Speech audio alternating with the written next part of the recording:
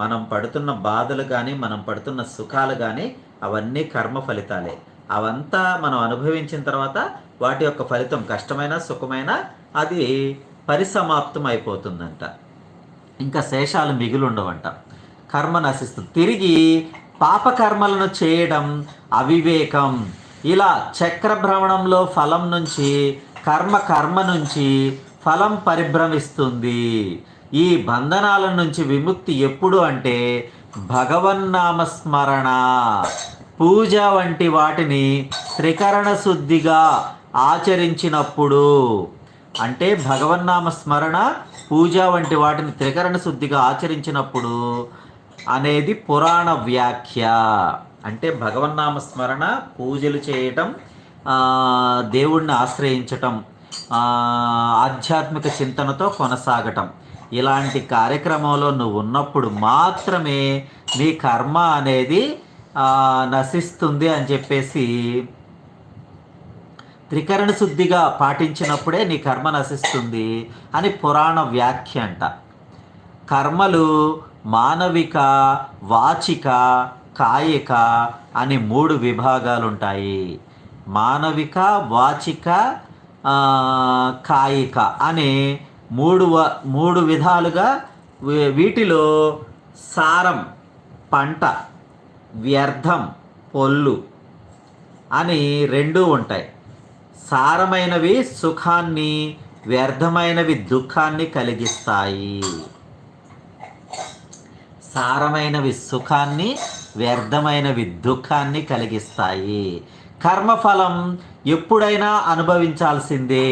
కృష్ణ భగవానుణ్ణి రుక్మిణీదేవి, స్వామి దేవకీదేవిని 14 ఏళ్ళు చెరసాలలోనే ఎందుకు ఉండనిచ్చారు?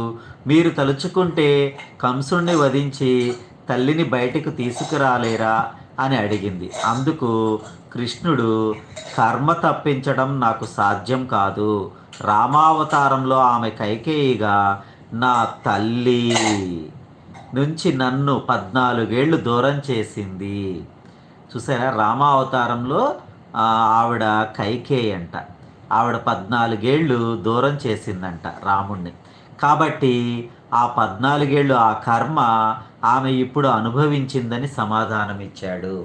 చూసారా, కర్మ అనేది చాలా సింపుల్గా తేల్చాడు భగవానుడు. ఆవిడ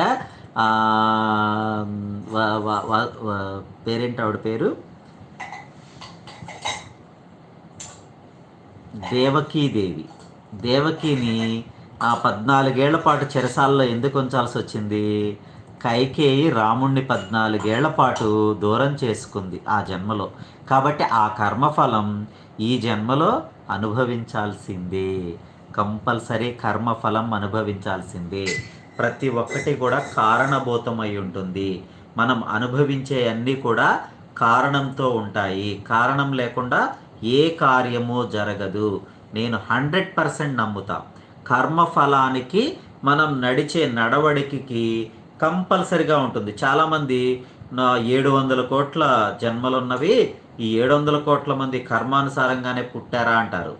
700 కోట్లు ఇప్పుడైనాయి, కానీ పుట్టుకతో కొన్ని వందలు వేలతోనే స్టార్ట్ అయింది కదా సృష్టి అనేది.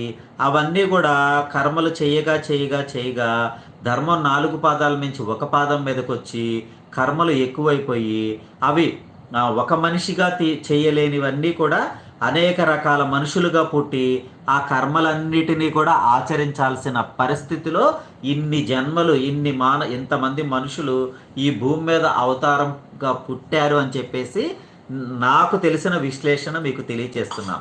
కాబట్టి కర్మఫలం అనేది ఏదో ఒక రూపంలో, ఏదో ఒక సందర్భంలో మనం అనుభవించి తీరాల్సిందే.